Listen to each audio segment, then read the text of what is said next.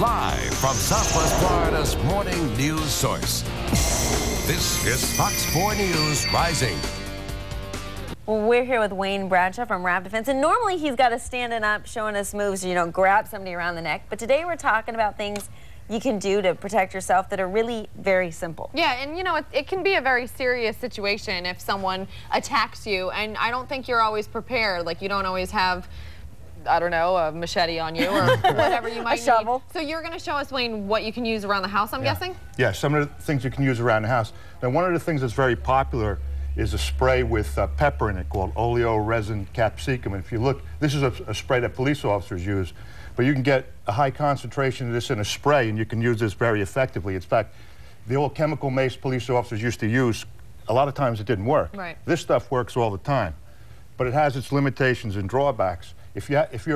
I ask a woman, do you have your pepper spray? Yeah, I do. Where is it? It's in my purse. Right. Well, by the time you fumble for it in your purse, it's too late. So it's not something you have to have it readily accessible to you. Also, in an enclosed area, you get some of the fumes of this into your nose and eyes, which causes you to tear up, and that's not good for you. And also, if it's a windy day or something like that, you can get a blowback. Right. So it's a good item to have, and it really works well, but it has its limitations and drawbacks. So I wouldn't want to just make this my sole defense for anything, you know? Yeah, so maybe if you have it on your keychain, I tend to carry mine with my thumb on it. There you go. If you do that, you're in pretty good shape. You'll always be ready to use it. So often I find in the classes I had, women were always, oh, yeah, I have a really strong concentration of it's really killer stuff. Yeah. And where is it? They don't have an answer. In my bag, in the car. Yeah, right. It's hard enough to find your keys, let alone your mace in your purse. So pepper spray, now you've got scissors here. We got scissors in our desk drawers, in our kitchen drawers. So they're usually around if you're in a household office type situation. Either house or office, and that's why I brought these in today. Now, these are a really good weapon for slashing and pushing into a person's face. Now, let's face it, we're talking about a situation where your life is absolutely at stake here.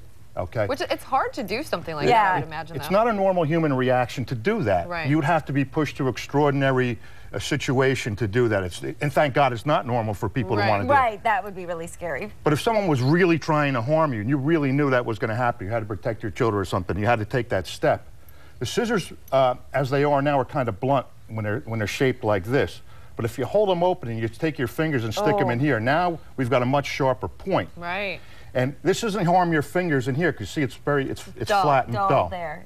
So if you take your two middle fingers and put them and hold them like this, now you can push it forward, or you can slash with it. Okay. Now, anytime you're going to strike with a weapon or with your hands, you want to push straight out anyway. You don't want to have like a looping motion. So what you would do is just pick the scissors up, take it, and go straight. Forward. Yeah, straight in. And you actually recommend going for the eyes, which I was like, I don't know if I could ever do that. But if you're in a dire situation, you'll find it in you. I had a woman I was teaching self-defense to, and I spoke to her about this, and she looked right at me and she said, there's no way in the world I could ever do that. I said, you have a daughter, right? She said, yeah, I have a 3-year-old. I said, now picture this. Your daughter's standing right there.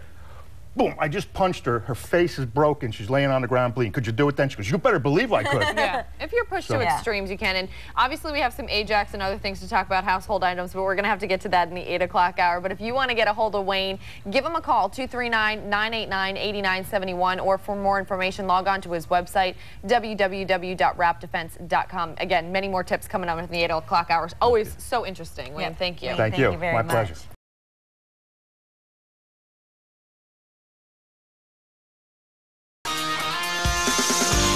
Live from Southwest Florida's morning news source. This is Fox 4 News Rising.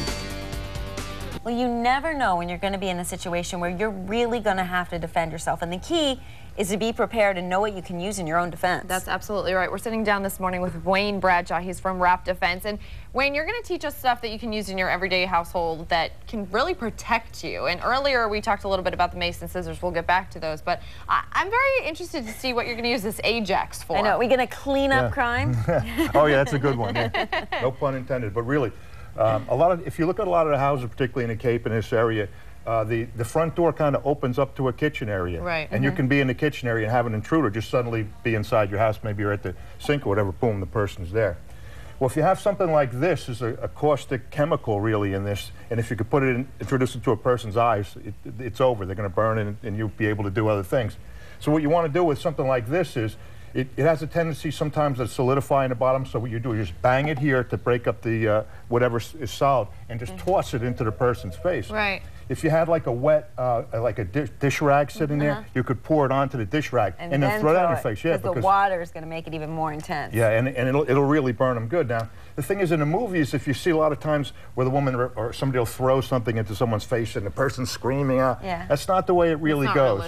What you really have to do is follow up right away. If the person's engaged with the problem with their eyes, you want to come and kick them to the groin area or in the knees or whatever, or follow up with another weapon, a wine bottle, whack them over the head, a chair, whatever you have available. Right. But you can't assume that just because you've engaged their face with even a caustic chemical like this, that they're not going to stop. Yeah, it's not over then. So do that, maybe, hurt them in some other way, kick them or hit them over the head and then run. Yeah, exactly Get right. out. Yep, get out. And it doesn't have to be Ajax. It could be any type of cleaning chemical or even dish soap burns if it gets in your eye.